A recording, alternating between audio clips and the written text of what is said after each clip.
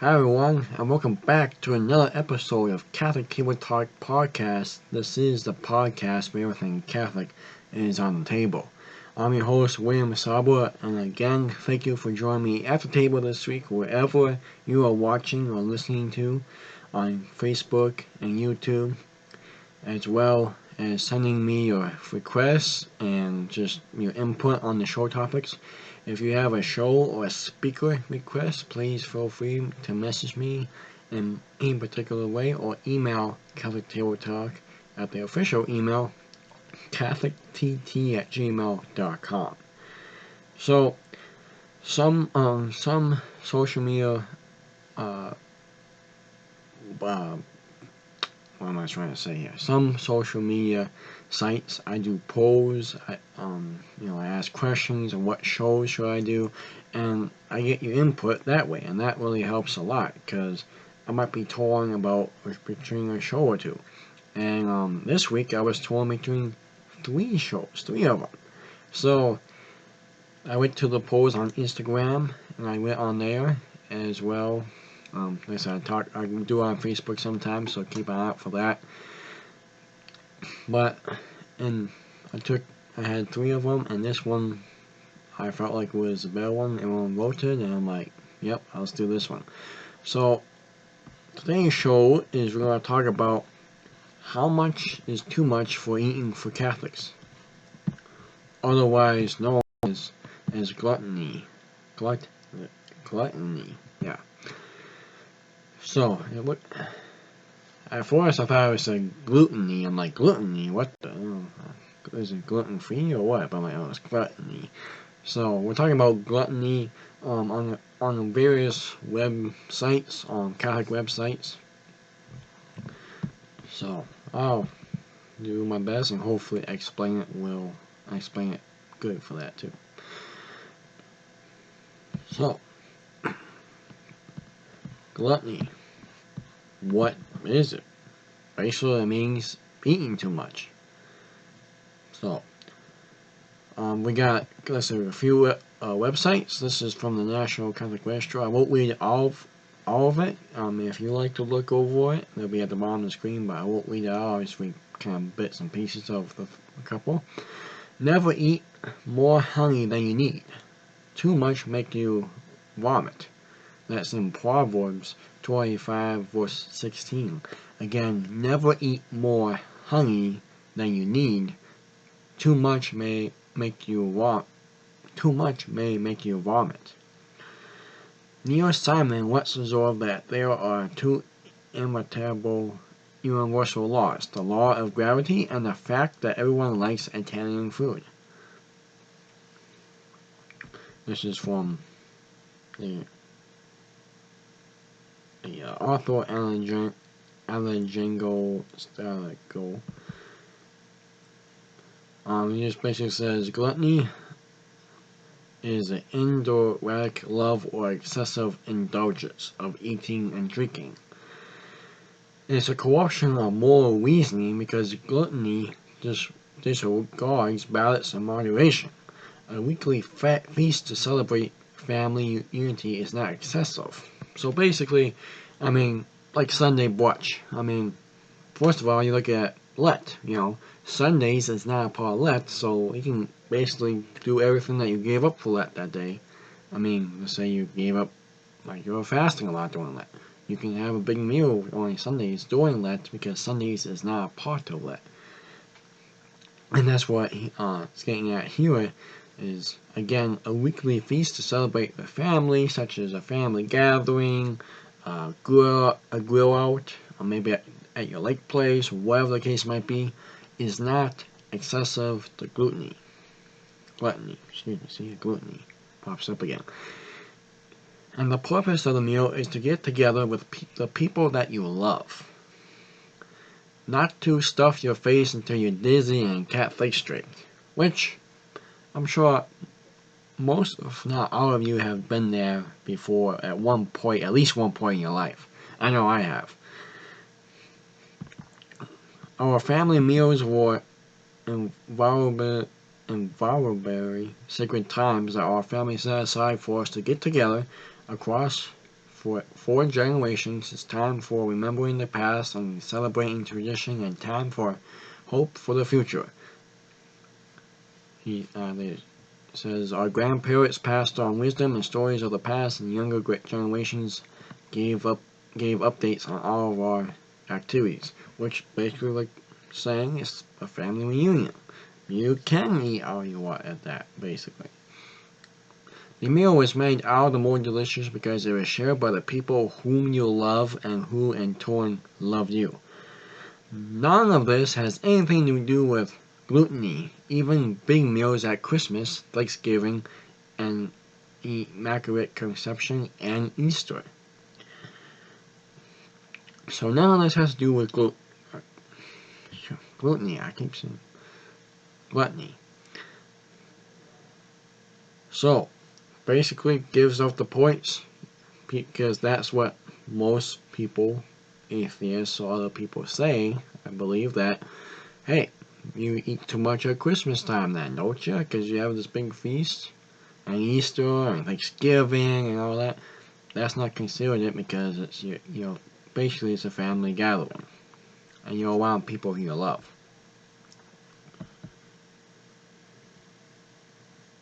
So, like I said, you can read through the article. I'm just kind of skipping through bits and pieces here, but you can read the whole thing if you want. This is the reason. There's a reason why the church suggests fasting to augment prayer. We fast in order to bring under control our self-indulgence and self-centeredness. Gluttony is a perfect example of our self-indulgence and self-centeredness. This is not to say that regular, everyday obesity is the same as being gluttonous. The basic cause of Western obesity is, according to theologian Elaine Flynn, being too sedentary and not burning off significant calories to keep their weight under control. This is not the same thing as being satiated by food. As St. Paul reminds us, the body is a temple of the Lord, because the body is destined to rise with us in the New Jerusalem. Thus, it should be treated with reverence and respect. Because remember, like St. Paul reminds us, the body is a temple of the Lord. Because what do we do at church? We receive the Lord, and we become the living temple for about 10-15 minutes because He's inside us that way. And we can be a temple for the Lord if we open up our hearts to Him and preach His gospel and stuff like that.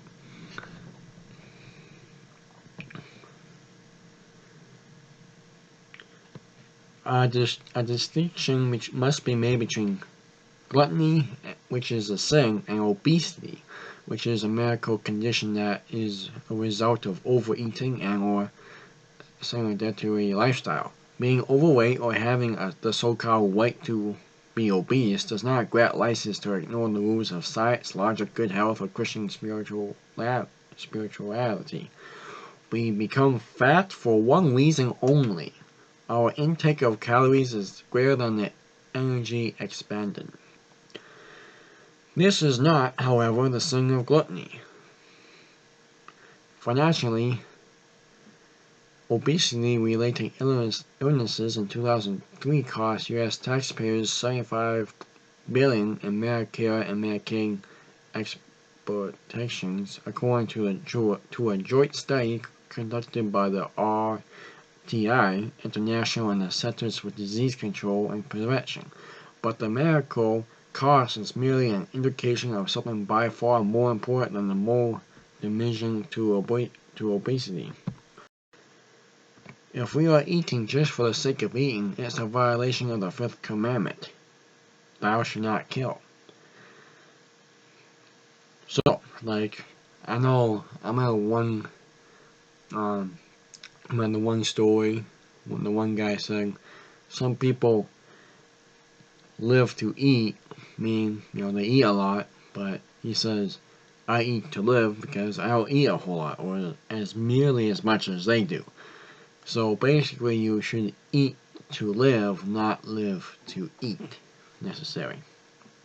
So again, if we are eating just for the sake of eating, it's a violation of the 5th commandment. So basically, if you're just wolfing down food all day long just because you just keep eating more food, you can't really do that. So that's something that at least I learned about this too. So we'll finish up here and then we'll go on to the next one. We'll state of Thomas Aquinas. He describes 5 ways in which gluttony might sin. Too soon, too expensive, too much, too eagerly, too deterrent, or pay proper. No one has a right to injure himself. Neither our souls nor our bodies belong to us. They are, as it were, on loan. The admiration not to injure ourselves includes overeating and undereating. This adds a new dimension of understanding, appreciation, and impact in a country in which half of us are overweight or obese. Technically, it counts as gluttony if someone eats or drinks excessively for the pleasure of the experience. So like I said, same thing. If you're just eating all day just to eat all day, that's a sin. Same thing with drinking. If you're drinking all day just to drink all day because you want to, that's a sin. Does that mean you can't go to a bar like a couple of nights a week and have a few drinks? No. But if you do it consistently, that's when it becomes gluttony.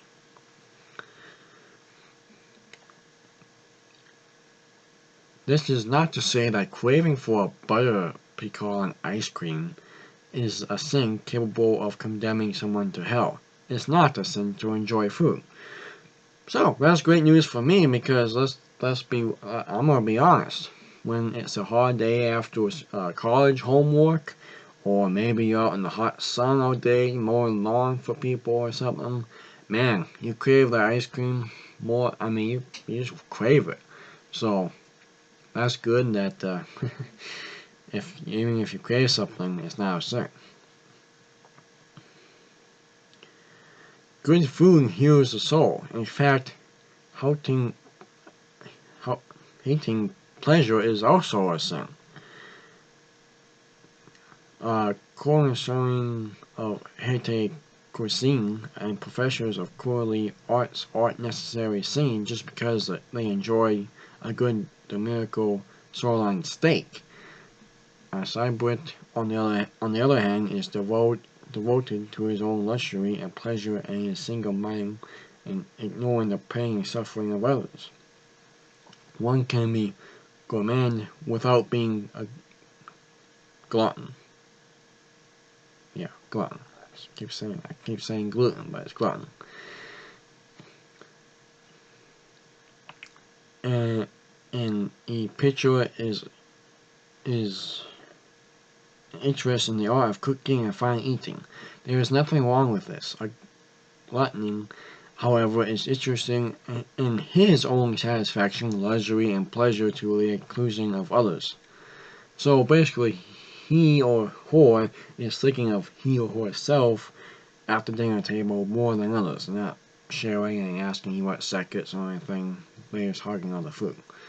Which, I mean, like I said, I'd be willing to bet that. I know I have at times, and I know others have. I bet you maybe have too. That maybe at some point in your life, you probably have done that. But so,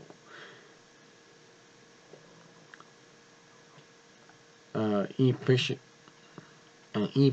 is an artist. A glutton, on the other hand, has a bottomless pit for a stomach.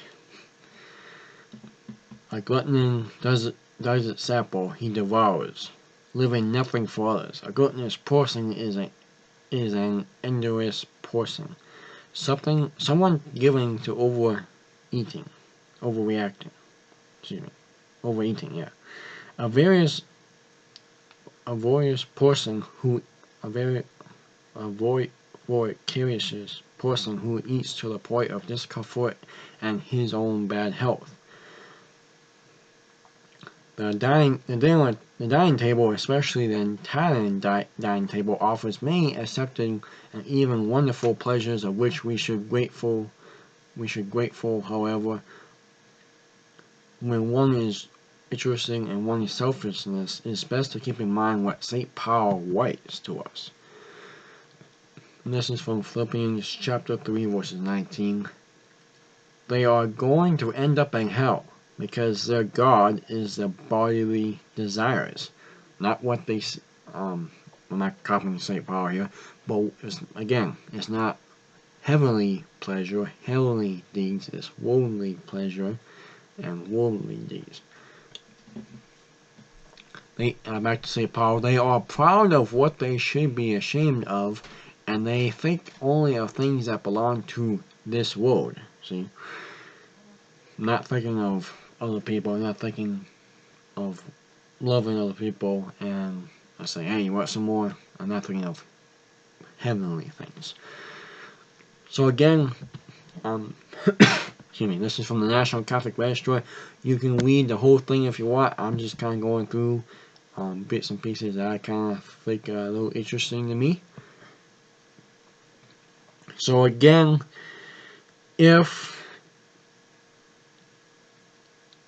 you're kind of getting full and there's a little bit of food left and no one says if they say nope, go ahead, then you can eat it without being a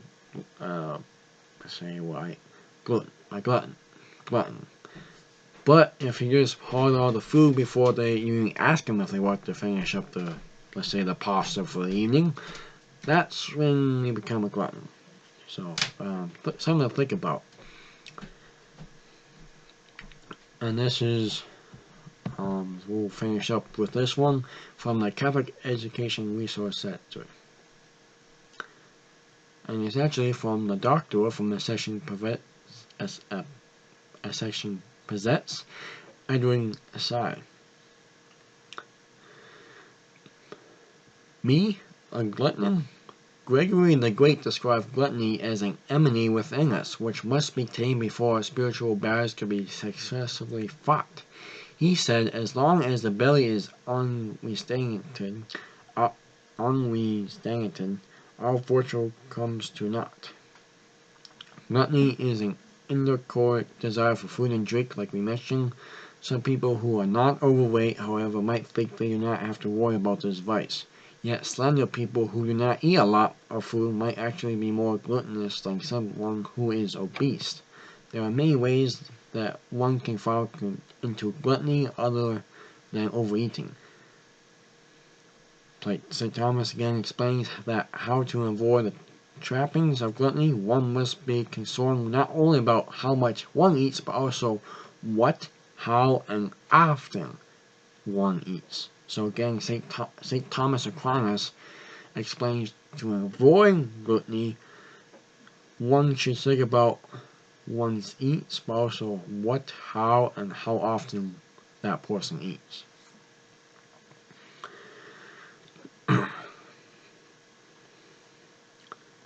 So, like for me, for example, I have like 3 meals a day and 2 snacks. So I have breakfast in the morning. I usually have a snack at 10, have a lunch at noon, have a snack at 3, and have dinner at 6 supper time, and then have a snack after that sometimes. And it's not really necessarily food or really excessive drinking. It's just I'm gonna have a can of pop, or I'm gonna have a little, just one beef stick or something, just a little snack. So, where was I going to go with this? Oh yes. When I eat. This is a question. So this one, they ask questions and he answers. Do I always have to eat whenever I sense hunger? In our family, Dr. Sear says, our toddlers each went through a difficult period when they were learning to express properly their desire for something to eat or drink. and these transitional months, as soon as they experience the slightest bit of hunger or thirst, they used to shout out with a painful voice, as if it were a major crisis. I'm so hungry, or juice, juice.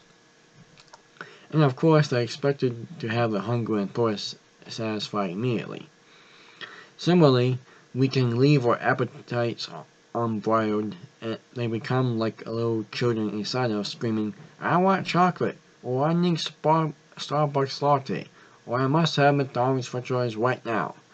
And, and like an undisciplined toddler, we let our appetites control us. We may snack throughout the day because a little bit of hunger would be too painful, or we might eat before others to get to the table, or we might suddenly find ourselves taking a spectacular 10-minute break from work, or getting off a highway to hit the drive-thru, or paying money for things we did not plan on, all in order to satiate that insatiate, demanding voice of our appetite. So he kind of goes into fasting. Fasting is the virtue we need to free our will from slavery to our appetites. Aquinas says fasting blinds the lust of the flesh by abstaining from food and drink on some regular basis. We give our wills practice at saying no to hunger and thirst. As a result, our wills become straightened, and we are less likely to be controlled by our appetites or become frustrated when they are not immediately satiated. When we refuse to give in to our appetites for little things such as chocolate during Lent or meat on Friday, we gain self-control. This is one reason why the Church designates certain times like Lent and Fridays as special days of penance, so that we have regular opportunities to practice self-control and thus grow in temperance. So, of course,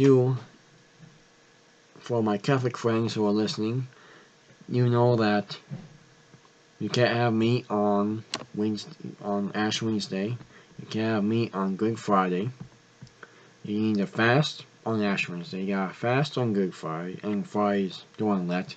And you should fast basically every day during Lent as well. But there are days throughout the year, such as Wednesdays and Fridays, that you can still fast, and it's a day for penance.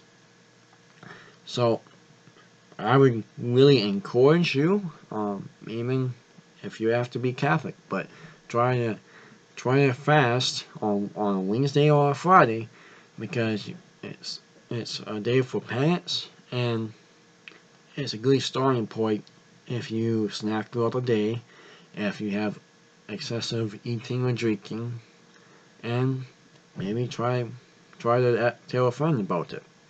Like I said, I have a couple snacks during the day. It's not really hunger, and I don't have them every single day, but that's the way I was brought up, and like I say, it's not really big snacks. It's not like I have a big thing of applesauce and a little salad or something. It's basically, like I say, one beef stick, or at night it's maybe a can of pop. I just enjoy watching the TV with my family or something, or maybe it's a bowl of ice cream with family watching a movie. It's people, like both authors said, people do think to overthink gluttony. Some people get too stressed out about it, but basically the big means of it is don't eat and drink every time you feel hungry or thirsty. Yes, should you not have a beer if you're not thirsty? No, you can have a beer if you're not thirsty, but like I said, you're not excessively drinking or eating. So, that is with gluttony. So, but,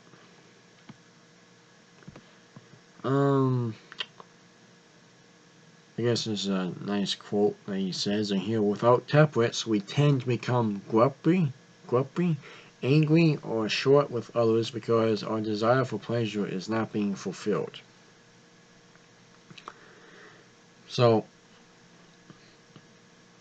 without temperance, we become grumpy, angry, and just kind of short, I guess you could say, minded with others because our pleasure is not being fulfilled. So, like I said, try to fast. You have to fast, not like doing Lent, but try to cut back on the foods if you find yourself excessively eating and drinking a lot. And like I said, I mean, the thing is, don't overthink it. I mean, it's common sense, you know. So, I believe I was going to go to CatholicAnswers.com. And also, I would really love it if tell me your thoughts and ideas in the comments below on YouTube and Facebook, because I want to see what you think of gluttony.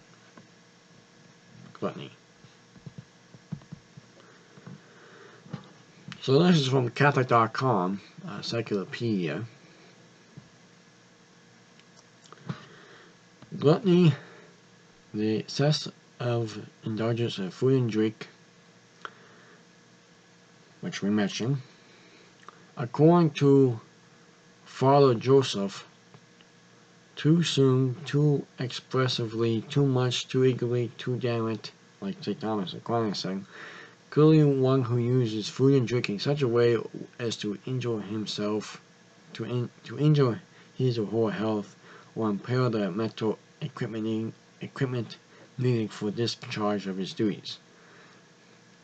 So, like I say, it's basically the same thing. And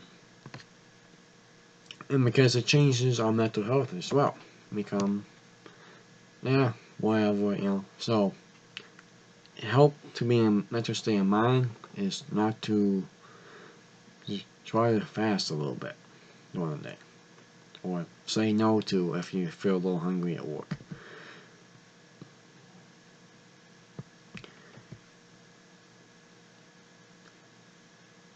In all of our actions, at the same time, it must be known that there is no obligation to formally and explicitly have before one's mind a motive which will immediately relate our actions to God. It is enough that such an intention should be implied in the apprehension of the thing is as lawful with a consequent virtual submission to Almighty God. Gluttony is in general a venial sin, and so far forth as it is undue indulgence, is in a thing which is in itself neither good nor bad. Of course, it is obvious that a different estimate would have been given of one so wedded to the pleasures of the table as to absolutely and without qualification live merely to eat and drink.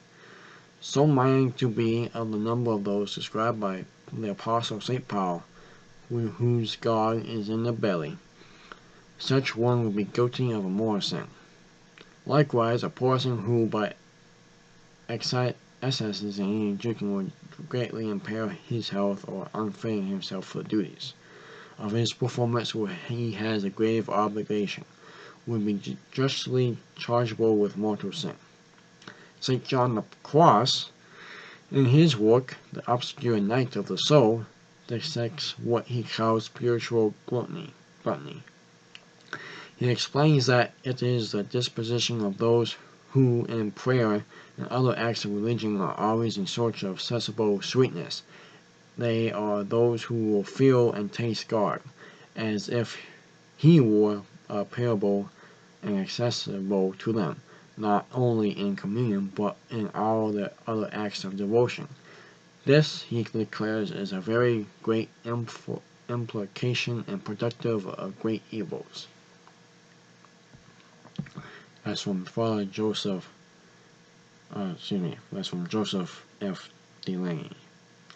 So again, Let me just read back what I said about, let's see, yes.